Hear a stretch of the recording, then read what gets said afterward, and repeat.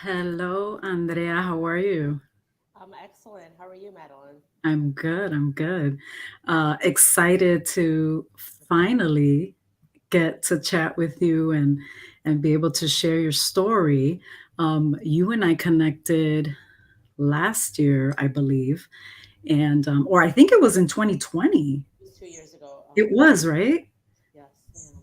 Okay, and so we were having some technical difficulties, and it just didn't come together. But God's timing is perfect, and so I'm excited to be able to share your story today, and just talk a little bit about where you've been and your journey and exciting enough where you are today. And so I'm excited about that. And so I formally want to welcome you to the Courageous Podcast.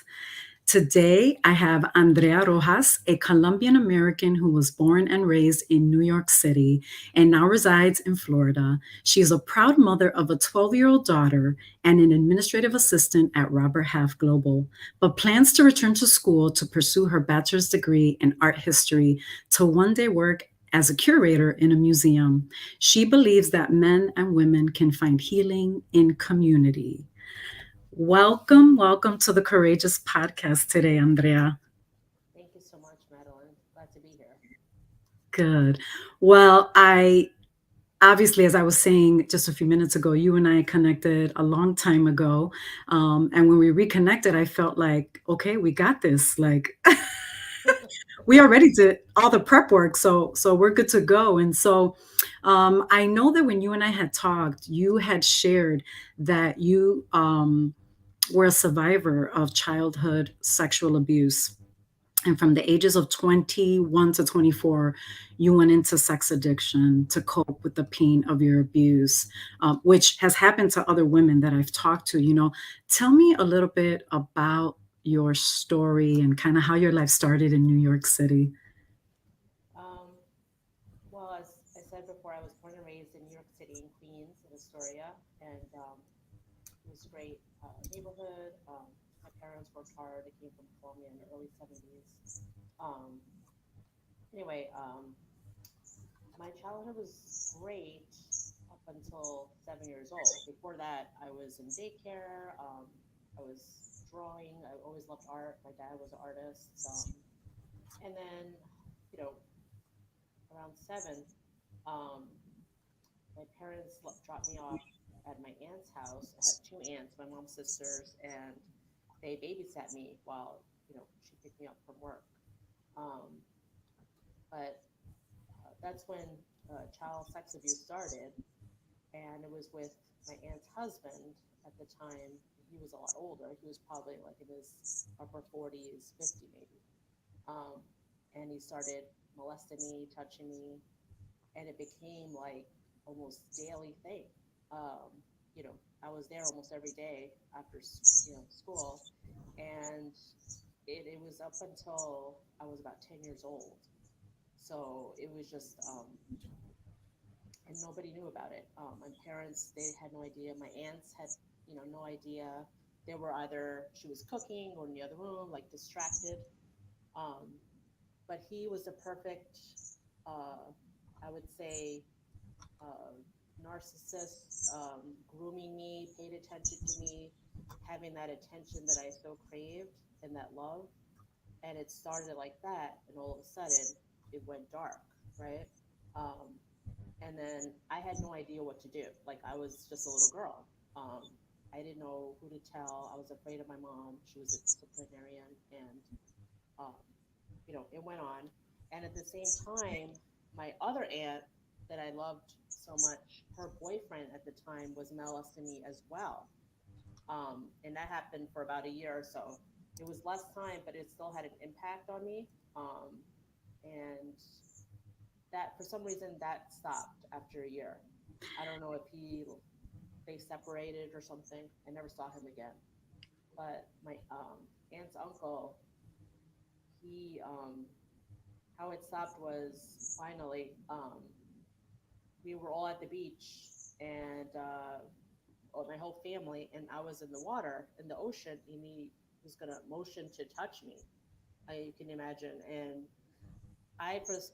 I don't know, for some reason I turned my back, and it was so forceful that he stopped and he never touched me again. Well, something that you had said was that, which I've heard other women say, is that you felt shame, by the abuse. And so you found that being a good student was a way that you valued yourself and that you saw your worth. And so then, let's fast forward to, later on, you meet someone you thought would love you and treat you well after everything that you had been through growing up. And someone to kind of fill the voids of what was missing in your life. Tell me a little bit about that individual. Yes. Well, this was back in 2008. I was working at Standard and Poor's. All of a sudden, like 2007, a year prior, like the financial crisis came about and everybody got laid off. Um, so I was there for 6 years, and I was like, what am I going to do? So I couldn't find a job. Um, I decided, you know what, let me go back to serving in a restaurant and see what pops up. So I started working in a restaurant in West Village, and all of a sudden I see the chef, and I was immediately attracted to him. Um, he was not my typical person. He was Mexican, but he was very powerful. Like I felt like um, everybody loved his plates, his cuisine. It was like almost like a four-star restaurant. He was a perfectionist. Like he commanded that kitchen. He even commanded the owner. I mean, the owner was afraid of him. So I was very attracted to powerful men. So, and it was also he was very nice to me. Like he would always, I don't know, we would talk and stuff like that. And then we were friends, and then we started dating. And then he was controlling, but I felt like he had a similar background. He also had a traumatic childhood. Like his father was shot in front of him when he was 6 years old, so he saw all that blood and everything. And I mean, you can imagine. And then his mother, when he came to this country, she was killed in a car accident in Mexico, in Oaxaca. Hmm. So that's when he started drinking and became an alcoholic. Um, but a lot of our us survivors of sex abuse, we feel like, well, if I see someone similar, they can accept me the way I am. And also we want to try to rescue them and change Right. them, Mhm. which happens a lot. And so you decided to get married in Yes, we did. 2009, right? We got married, and in Oaxaca. It was a beautiful ceremony, and his whole family made a great meal and fiesta. But all throughout that, also, since the beginning, he became physically abusive. He was very verbal abusive, emotionally abusive. I mean, it was like the whole nine. Financially abusive, sexually abusive. Like he would force me to have sex, but it was more physical and verbal. Um, and I loved him, and I thought, you know what, I'm married, I'm traditional, I'm going to stay and see, like, this is the bad times, let me see if I can help him. And he didn't want to get help. He was very like stubborn, black and white thinking. um, and then my parents didn't know. She'd never liked him, but she didn't know the extent of the abuse until I told her bits and pieces. And did you feel like your life was in danger? Yes, every day. Every day I woke up and I'm like, I don't know what I mean, he was capable of everything. I mean, he would threaten me all the time. He would say, I'm going to bludgeon you to death and, take you to Mexico, kidnap my daughter, take her to Mexico. I mean, I was always in fear of my life, so I could never relax. I was always like on guard. Um, always had my eyes behind my back. I mean, even sleeping, I couldn't really relax.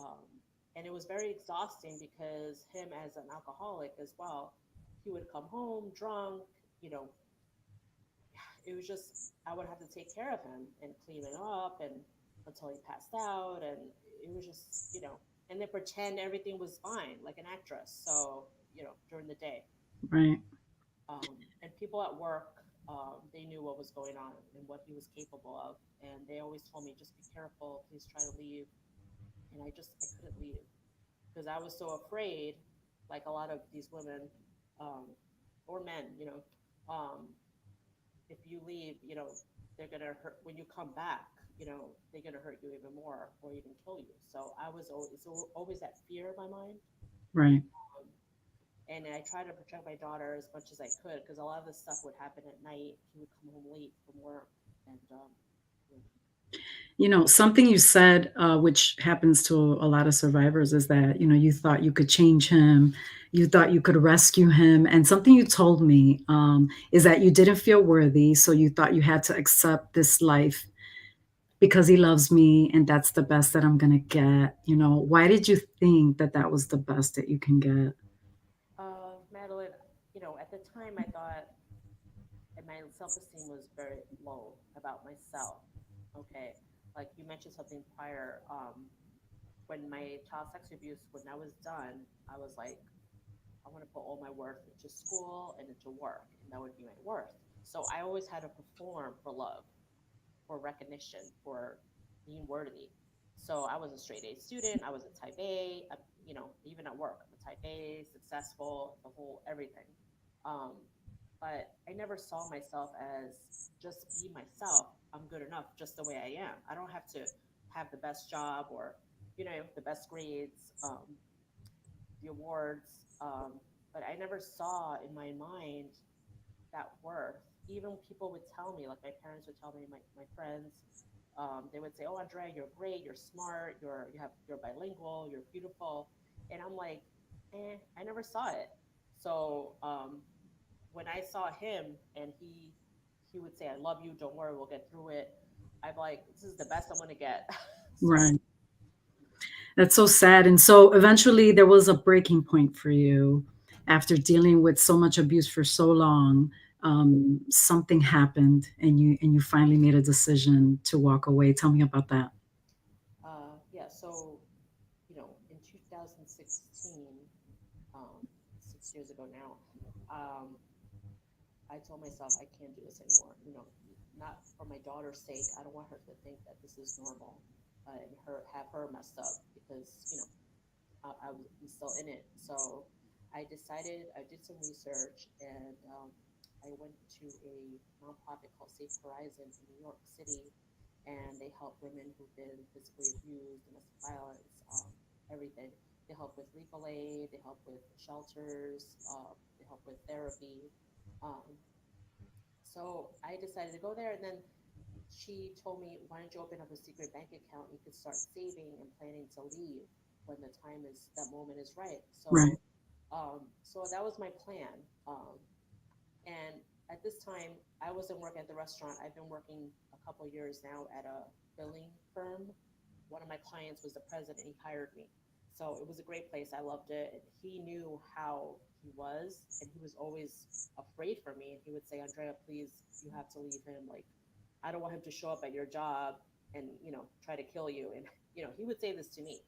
Um, and anyway, so months passed by. In June of 2016, he came home kind of drunk as normal, but he was also in a rage.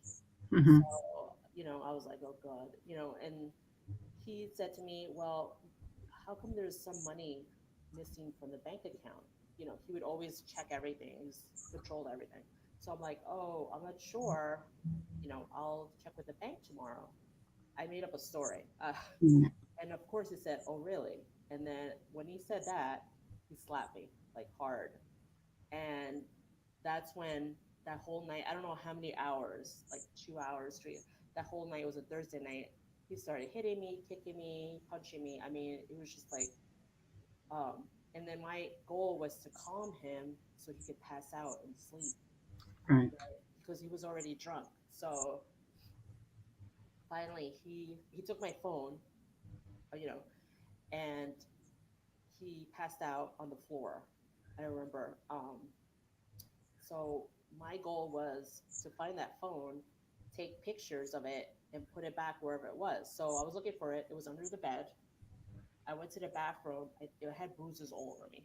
I mean, so I took photos and I sent it to my Gmail. I put the phone back under my bed, and I was like praying to God, I have to get out tomorrow. So in the morning, it was like 8 o'clock in the morning. He was very calm, and he was like, call your job and say you're not coming in today. Say you're sick, and we're gonna give up the apartment. If you want to separate, we'll separate. You're gonna have full custody of Alexandra, and that'll be it. And I'm like, I'm thinking to myself, oh my God, he's too calm. So I Right. know he's doing something. He's working something in his head. So then he was like, um, and my daughter was 5 years old at the time. So he was like, I'm gonna go to the cafe on the corner with Alex, and you go see the landlord and give up the apartment. And I'm like, well, why don't we all go? And he was like, no, I don't want to be seen with you. Some BS like that. And I was like, okay. I was so like, I was terrified of what he was gonna do. So then he left. We all left together. I went upstairs to the landlord. He took my phone, obviously. So um, no, actually, no. He gave my phone back. I remember because we had to keep in touch. Then I called him after the landlord and I said, I went to the cafe and I said, where are you guys? You're not here. And he's like, what do you care? And he hung up on me. So that's when I was like, oh my God, where is he going? Like with my daughter, you know? Mhm. So my heart was beating. I was terrified. And that's what I saw on that same block across the street, like 10 NYPD blue officers. They were all like chatting, and I was like, I ran to them and I was screaming. I said, please help me. My husband took my daughter, like he beat me up last night, you know, please help me. Can you call him? One of the officers called him. He picked up the phone and then he was like, I'll be right there. So obviously he was nearby. So like 5 minutes or so came by. Alex was fine, you know, so she was with me. And the officers asked me questions and they put him across the street asking him questions at the same time. You know, I guess to make sure our stories are straight. You know, I told him what happened about last night and that he took my daughter. And then after that, they handcuff him. Finally, they arrest him. Um, What did you think in that moment oh when you knew that your daughter was missing? Um, oh boy, I just thought a million things. I thought, where is he going? Is he, you know, I don't have her, so you know, I'm thinking a million things. Like, is he really gonna take her to Mexico? Is he gonna like try to hurt her? Is gonna, you know, take her somewhere I'll never see her again? I mean, this is, you know, this was like my worst nightmare come true. Um, I And was, then you decided that day you said, "That's it," right? And what did you do? he got arrested finally. But Madeline, when he looked at me across the street, I can remember to this day. He has dark brown eyes. He gave me like that look, like you finally did it, B, Right. if you know what I mean. Mhm. And it was like he couldn't believe it almost, you know, Mhm. because I had so many chances. I mean, over the years, there were neighbors who would call the cops, and the cops would show up to our apartment, and they were ask me, "Do you want him arrested? Yes or no?" And I would be like, "No, no." I was too terrified. I was scared. But now I was like, I can't anymore. I have to get out. So he was arrested, and then um, Alex and me were put in the back of the police car. Um, Alex was scared, obviously, and you know, I kept holding her. We got to the police station, which was right a couple of blocks away from us. Um, I had to write a police report, so I had to write down everything that happened. And one of the female police officers took pictures of me and my bruises. Um, you know, I was there for like, I don't know, 15 minutes or so, 15, 20 minutes. I kept, and then I asked him, when is he going to get out after he's arrested and booked and, you know, go to court? And he's like, it could be tonight or the next day, which is typical, you know, which It's is crazy. ridiculous. Um, so I kept thinking to myself, I have to get out of town. I have to get out of here because he's going to kill me or take Alex. I don't know what the hell he's going to do. Right. You know, so after that, I ran home. I packed a bag like with passport and important birth certificate and important papers, a few clothes. I called my parents, my sister. I said, I need to get out of here. Please, can I come to Florida? and they were living near Fort Lauderdale at the time. Um, and my sister said, "I'll book you a flight." Um, okay, so she booked the flight. I took a cab to LaGuardia Airport. LaGuardia was only like 10, 15 minutes away from my house. Um, I got to the airport, and the check-in lady was like, "We have my flight was at 3. We have a flight at 1 o'clock. Do you want it for $50 more?" And I only had $55 cash in my pocket. And I was like, "Yeah, get me out of here." I'm like, everything was coming together. You know what I Yeah, mean? yeah. And That I have to say that was a God thing because yes, your daughter could have been missing and you may never have found her. I know. And the fact that you had police officers right there, Mm, that was definitely an intervention. God was like, wait, I'm not going to let this happen. She's already suffered so much. no, I We know. have to do something. We got to change this. And so you said that I asked you, does your daughter remember Yes, this day? yeah. Um, uh, um, she remembers it. And at first, after all this happened, I didn't think she would remember. But listen, I remember when I was 3, you know, um, she remembers everything that happened that day. Hmm. And sometimes she's very sensitive. So sometimes when she would burst in tears and something would happen, she would get upset. And I'm like, "What's wrong?" And she's like, "Remember when that day when we were in New York and I was in back of the police car and Willie got arrested?" She doesn't call her father dad. She calls him Yeah, Willie. And she's like, "Remember when he hit you and you got like bruises and we were taking the police and we got on the plane to Florida?"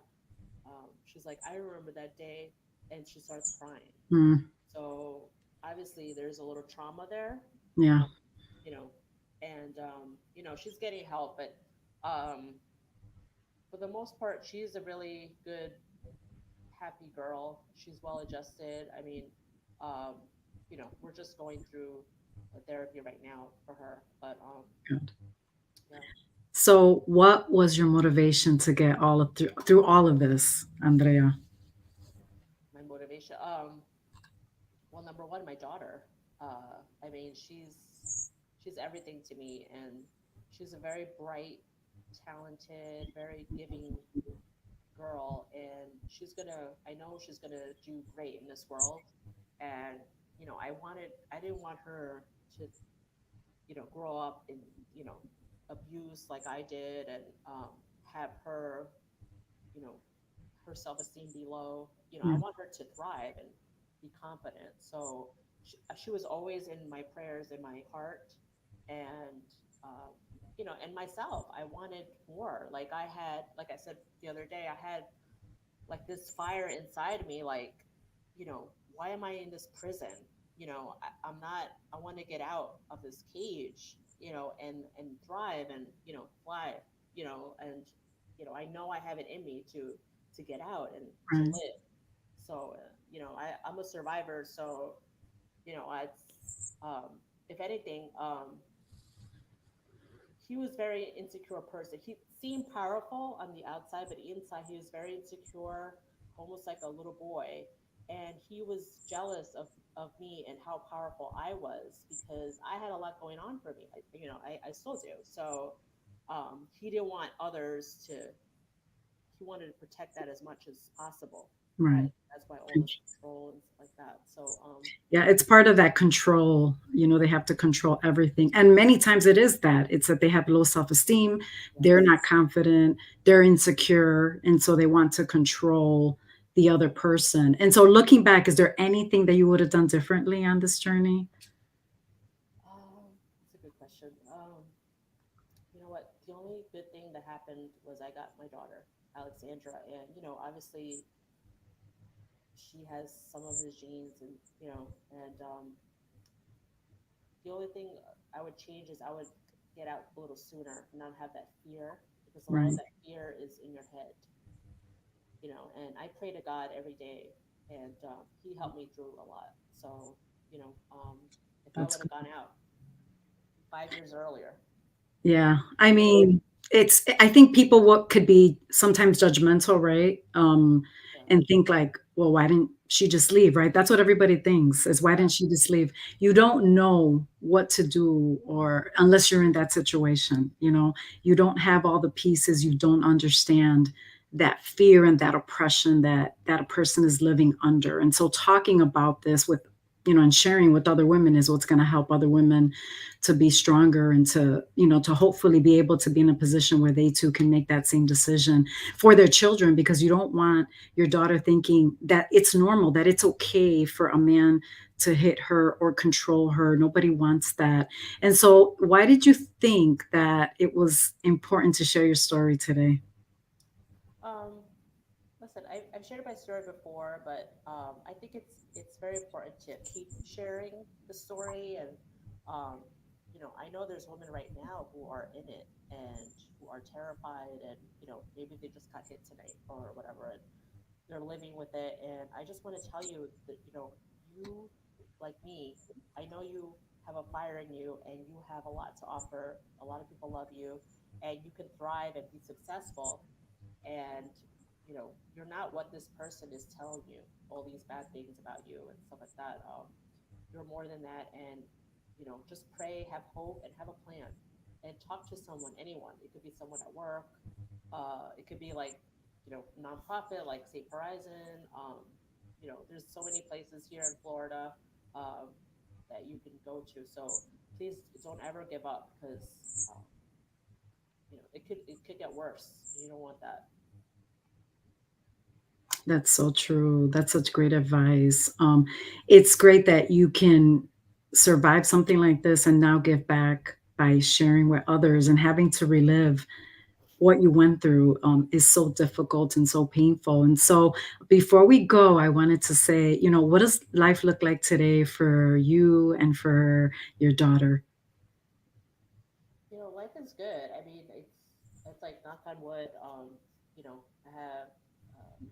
have a good job. She's in sixth grade. She's doing well. She just got like her report card. She's doing A's and B's, and she's gonna sign up for soccer, art club. So she's thriving. Good. I'm with a partner right now, and he's a good man. Um, and I'm also looking into not only going back to school, but launching a company right now where I'm doing research for a business plan. It's been hard for me, but it's going to be a woman's clothing line. Hmm. So like undergarments, but it's going to be it's called Aphrodite Inc. After the goddess, and Hmm. it's going to be more like with a nonprofit for empowering women, that you whatever you wear, whatever size you are, color, shape, it doesn't matter. You're I love beautiful inside and out. So I feel like, what you wear inside is reflects outside, and doesn't matter, if you were abused, raped, went through physical abuse, mental, you're still beautiful. You're not what that person says, or you're not broken or damaged. That's just what happened to you, but you are still are a beautiful person, and you can do well in this world. So I want that to encompass, my mission of beauty. Whatever pain you went through, beauty, pain can be turned into beauty. that's right. So that's my message. Well, I'm excited for you. I'm an entrepreneur, and I'm always telling people you have to be willing to reinvent yourself and do something different. So I'm excited for you. I know that what's going to drive you is that passion and that desire to want to help other women to thrive just like you are and give them hope. And so, how can people connect with Andrea Rojas? um, well, here on social media, on Facebook, I'm Andrea Joanna Rojas. You can send me a message. Uh, Send me a friend request. I'd be happy to talk to you. On Instagram, Aphrodite Inc. You can look me up there. I'm also on LinkedIn. So, and I'll be doing some future podcasts and working on the business. So, exciting things coming up. Great. Well, Andrea, I want to thank you for being on the Courageous podcast today. I pray continued blessings over you, your daughter, your future nonprofit. We're going to speak it into existence, that God is going to open the doors and do something incredible with that. If you need any help or support, please count on me. Thank you so much for being on the Courageous Podcast. I look forward to continuing to connect with you and continue our sisterhood. Be blessed. Thank you so much. Thank you. And we'll be posting resources for healing and all that uh, in her page or my page as well. Yes. If you want to connect with Andrea, just reach out to me. I will put you in touch with her. This recording is going to go on the Podbean app and all the listening platforms. So, hey, if you didn't get a chance to watch it, you'll still be able to listen to it, and I'll provide all the resources there. All right. Well, everybody, thank you for being on today. I so appreciate it. Blessings to you. Hey, if you were encouraged by today's story, connect with someone, reach out to them, share this incredible story. We thank you and we love you. Take care, Andrea.